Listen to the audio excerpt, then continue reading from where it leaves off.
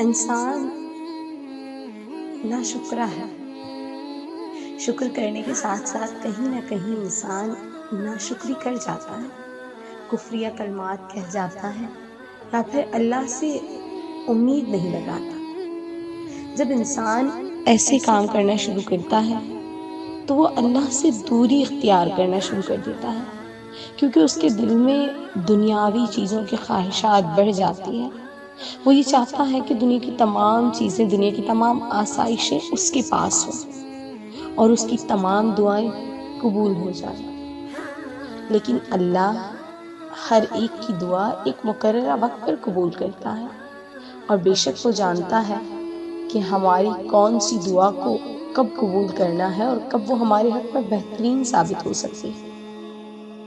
جو دعائیں مانگنا تمہارے نصیب میں لکھ دی گئی ہیں، کیا پتہ وہی تمہارے نصیب کو بدلنے میں قدرت رکھتی ہوں. ہر چیز میں اس ذات کا ایک راز چھپا ہے. کیا پتہ تمہاری اس تکلیف کے پیچھے اس کا ہی کوئی ایک راز ہو.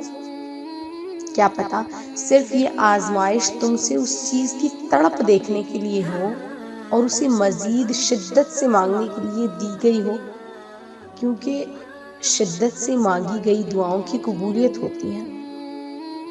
بس کیا پتہ وہ تمہاری شدت کو اجاگر کرنے کے لیے مزید اس چیز کو تم سے دور کرتا ہو، تاکہ بندے کو سکون اس تکلیف کے بعد آسانی سے پہنچ سکے.